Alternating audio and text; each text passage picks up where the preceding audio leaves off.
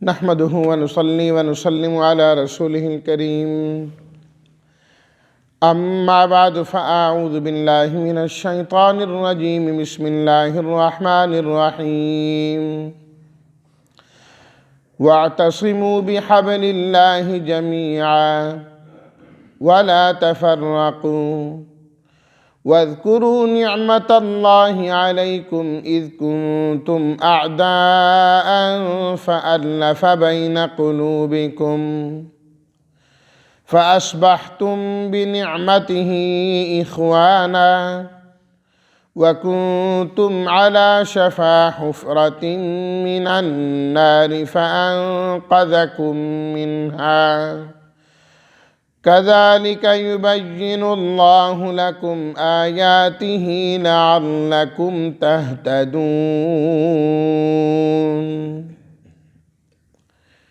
صدق اللہ مولانا العظیم. اللہم صلی علی سیدنا و مولانا محمد وعلی آل سیدنا و مولانا محمد وبارک وسلم. واعتصموا، اعتصموا مضبوطی سے پکڑنا. حبل رسی کو کہا جاتا ہے. حبل اللہ، اللہ کی رسی کو. جمیعاً تم تمام مل کر پکڑو. لا تفرقوا، نا اتفاقی مت کرو، تفریقہ مت ڈالو. وَاذْكُرُوا، یاد کرو تم. اعداء، عدو کی جمع دشمن. الفا، الفت سے محبت ڈال دی. قلوب، قلب دل کو کہتے ہیں. اخواناً، بھائی بھائی. شفا، کنارہ. حفرتن، گڑھا. النار، آگ. انقذا، بچایا. کم، تم کو. منہا، اس سے. تہتدون، رہنمائی حاصل کرو. ترجمہ: واعتصموا بحبل اللہ جمیعاً، اور تم تمام کے تمام اللہ کی رسی کو مضبوطی سے پکڑو اور نا اتفاقی مت کرو، اور یاد کرو اللہ کی اس نعمت کو جو اس نے تم پر کی جب تم آپس میں دشمن تھے. پس اس نے تمہارے دلوں کے اندر الفت و محبت کو ڈال دیا. پس تم ہو گئے اس کی نعمت کی وجہ سے بھائی بھائی. وَكُنْتُمْ عَلَى شَفَا، اور تم آگ کے گڑھے کے کنارے پر تھے. پس اس اللہ نے تمہیں اس سے بچا لیا. اس طرح بیان کرتے ہیں اللہ تعالیٰ تمہارے لیے اپنی آیات کو تاکہ تم ہدایت پاؤ.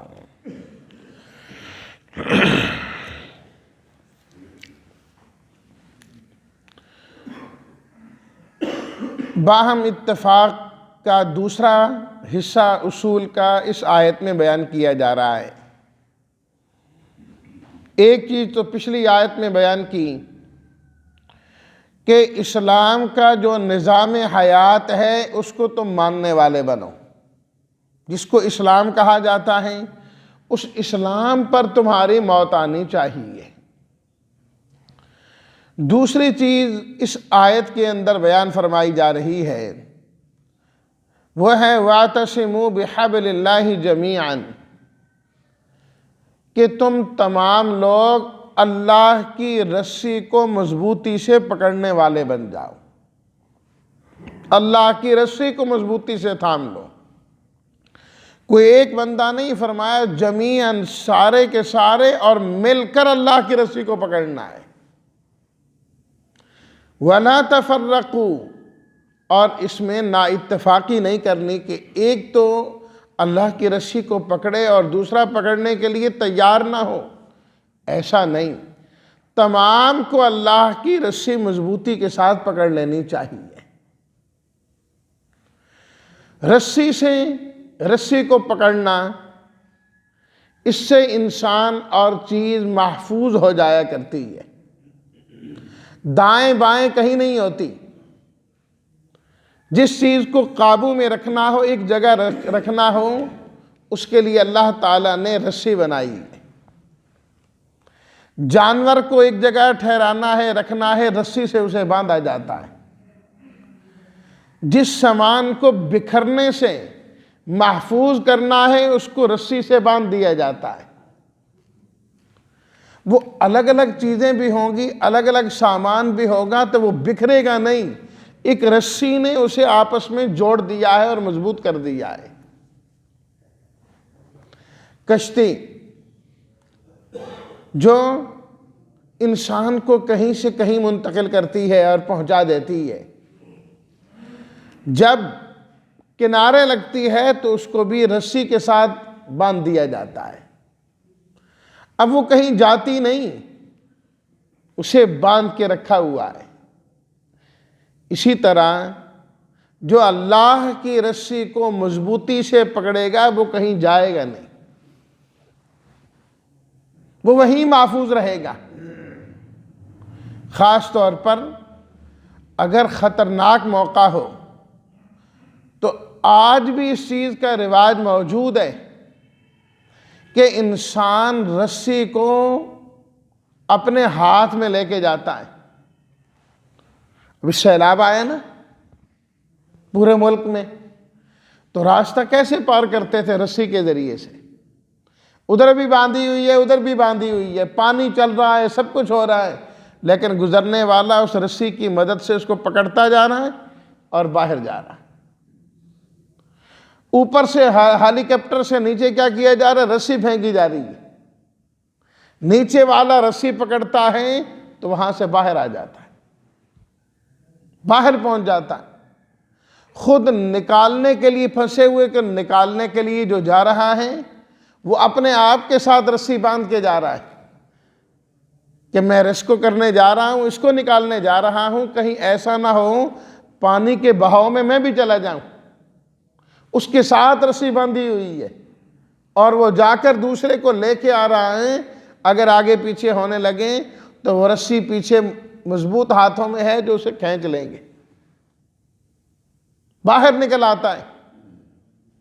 ہمارے اسی لاہور میں آپ نے دیکھا ہوگا نہر جاری ہے، کتنی مرتبہ نوجوان نہا رہے ہوتے ہیں اس میں، خاص طور پر وہ جن کو تیراکی نہیں آتی ہے، ان کو ڈر لگتا ہے۔ میں نے خود دیکھا کئی مرتبہ کہ کنارے پر جو درخت ہیں اس درخت کے ساتھ رسی باندھی ہے اور پھر وہی رسی اپنے ہاتھ کے ساتھ یا اپنی کمر کے ساتھ باندھی ہوئی ہے۔ اب وہ کیا ہے؟ پانی میں نہا رہا ہے، پانی میں جا رہا ہے اور اسے یقین ہے اس بات کا کہ اللہ نہ کرے مجھے خطرہ محسوس ہو جائے تو اس رسی کی مدد سے میں باہر نکل آؤں گا، رسی کی مدد سے باہر نکل آؤں گا۔ تو فرمایا کہ یہ تو دھاگے کی بنی رسی ہے، یہ تو بالوں کی بنی رسی ہے، دیگر چیزوں سے بنی ہوئی، پلاسٹک کی بنی ہوئی رسی ہے۔ ایک رسی وہ بھی ہے جو اللہ کی رسی ہے، حبل اللہ، اللہ کی رسی ہے۔ فرمایا کہ اللہ کی رسی کو مضبوطی سے پکڑ لو، تمام لوگ اس رسی کے ساتھ لگ جاؤں، آپس کے سارے اختلاف خود بخود ختم ہو جائیں گے، یہ چیزیں خود بخود ختم ہو جائیں گی۔ اور وہ رسی کیا ہے؟ نبی کریم صلی اللہ علیہ وسلم نے خود ہی اس رسی کی وضاحت فرما دی۔ حضرت عبداللہ بن مسعود رضی اللہ تعالیٰ عنہ سے روایت ہے، نبی کریم صلی اللہ علیہ وسلم نے فرمایا جو حبل اللہ ہے وہ اللہ کا قرآن ہے۔ حبل اللہ جو ہے وہ اللہ کا قرآن ہے، ہوا حبل اللہ المتین۔ اور حضرت عبداللہ بن مسعود رضی اللہ تعالیٰ عنہ فرماتے تھے میں قسم کھا کے کہتا ہوں کہ وَاعْتَصِمُوا بِحَبْلِ اللہ کے اندر جو حبل اللہ ہے اس سے مراد اللہ کا قرآن ہے۔ اور یہ کیسی رسی ہے؟ الممدوح من السماء الى الارض، فرماتے تھے کہ یہ رسی آسمان سے زمین کی طرف لٹکائی گئی ہے اور بندے کو حکم دیا گیا ہے اس کے ایک کنارے کو پکڑ لو، ایک سرے کو پکڑ لو۔ فرمایا یہ قرآن وہ رسی ہے جس کی ایک طرف بندے کے ہاتھ میں ہوتی ہے اور دوسری طرف رب العالمین کے ہاتھ میں ہوتی ہے، اللہ کے پاس ہے وہ رسی۔ اب جو اس قرآن مجید کو پکڑ لے گا، جب اول تو وہ ادھر کدھر جائے گا نہیں، دائیں بائیں جائے گا نہیں، کیونکہ رسی ہے اور رسی اس سے آگے جانے نہیں دیتی۔ رسی انسان کو ایک حد تک جانے دیتی ہے، ایک حد سے آگے وہ رسی نہیں جانے دیتی۔ جو قرآن کو تھامے ہوئے ہے وہ ایک حد تک جاتا ہے، ورنہ جو اللہ کی متعین کردہ حدود ہے ان سے باہر نکلتا ہی نہیں ہے بندہ۔ اور اللہ نہ کرے انسان کبھی کسی دلدل میں پھنس جائے، دلدل میں پھنس جائیں تو اللہ کی طرف سے اس رسی کو کھینچ کے بندے کو باہر نکال دیا جاتا ہے، بندہ باہر آ جاتا ہے۔ اللہ اکبر۔ اور ترمذی شریف کے اندر بھی روایت موجود ہے حضرت علی رضی اللہ تعالیٰ عنہ سے، ایک لمبی روایت ہے۔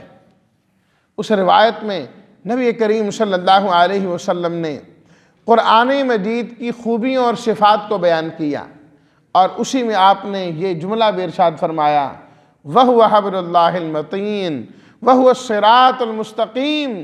فرمایا قرآن یہ اللہ کی مضبوط رسی ہے کہ دنیا کی رسی پرانی ہو جائیں، ٹوٹنے لگ جاتی ہے، انسان جب کھینچ کے باندھتا ہے آخر ٹوٹ جاتی ہے۔ فرمایا یہ رب کی وہ رسی ہے جو اتنی مضبوط ہے کبھی ٹوٹتی ہی نہیں ہے، یہ نہیں ٹوٹتی، ہمیشہ مضبوط رہے گی، جتنا مرضی زمانہ گزر جائے اور پرانا ہو جائے۔ وَهُوَ الصِّرَاطُ الْمُسْتَقِيمُ۔ فرمایا یہ قرآن مجید ہی صراط مستقیم ہے، یہ قرآن مجید ہی صراط مستقیم ہے۔ تو فرمایا جمیعاً سب مل کر اس رسی کو پکڑنے والے بن جاؤ، سب مل کر پکڑو اس رسی کو۔ وَلَا تَفَرَّقُوا، آپس میں نا اتفاقی مت کرو، ایک کہے میں پکڑتا ہوں اور دوسرا کہے نہیں۔ فرمایا نا اتفاقی اسی سے پیدا ہوگی، اسی سے پیدا ہوگی۔ دیکھیے دنیا کا کوئی انسان ایسا نہیں ہے، کوئی جماعت ایسی نہیں ہے، کوئی قوم اور مذہب ایسا نہیں ہے جس میں اتفاق کو برا سمجھا گیا ہو۔ ہر بندے کے ہاں، ہر قوم کے ہاں، ہر جماعت کے ہاں اتفاق ایک اچھی چیز ہے، اور اس اتفاق کو پیدا کرنے کے لیے مختلف شکلیں بناتے ہیں، چیزیں اختیار کرتے ہیں۔ ساری وہ چیزیں اختیار کرتے ہیں جو غیر فطری ہیں، غیر فطری۔ کہیں اتفاق کیا ہو رہا ہے؟ زبان کی بنیاد پر ہو رہا ہے، کہیں رنگت کی بنیاد پر ہو رہا ہے، کہیں نسل کی بنیاد پر ہو رہا ہے، کہیں مال کی بنیاد پر ہو رہا ہے۔ یہ سارے وہ اتفاقات ہیں جو کبھی قائم رہ نہیں سکتے۔ یہی چیزیں تو دنیا کے اندر نا اتفاقی کا ذریعہ ہیں، جن کو ہم اتفاق کا ذریعہ بنا رہے ہیں۔ آج اختلاف ہے تو کس بات پر ہے؟ زبان کی بنیاد پر ہے، نسل کی بنیاد پر ہے، رنگوں کی بنیاد پر ہے، مال کی بنیاد پر ہیں۔ یہ تو اختلاف کا ذریعہ ہیں، جو اختلاف کا ذریعہ ہے اسی کو جب اتفاق کا ذریعہ سمجھا جاتا ہے تو نا اتفاقیاں اور بڑھتی ہیں، نا اتفاقیاں اور بڑھتی ہیں۔ اتفاق کی چیز کیا ہے؟ اللہ کا دیا ہوا نظام ہے، اللہ کا قرآن ہے، اور ضابطہ حیات اسلام ہے۔ جب اسلام کی بنیاد پر اور قرآن کی بنیاد پر اتفاق ہوگا تو وہ اتفاق کبھی ختم نہیں ہوتا۔ بات عقیدے کی آئیں، قرآن سے پوچھو کہ عقیدہ کیسا ہونا چاہیے۔ بات عمل کی آئیں، قرآن سے پوچھو کہ عمل کیسا ہونا چاہیے۔ بات انصاف کی آئیں، قرآن سے پوچھنا ہے کہ انصاف کیسا ہونا چاہیے۔ زندگی کیسے گزاریں، قرآن سے پوچھیں کہ زندگی کیسے ہونی چاہیے، عوام کیسی ہونی چاہیے، حکمران کیسے ہونے چاہیے۔ ساری چیزیں تو اللہ نے قرآن مجید میں بیان فرما دی۔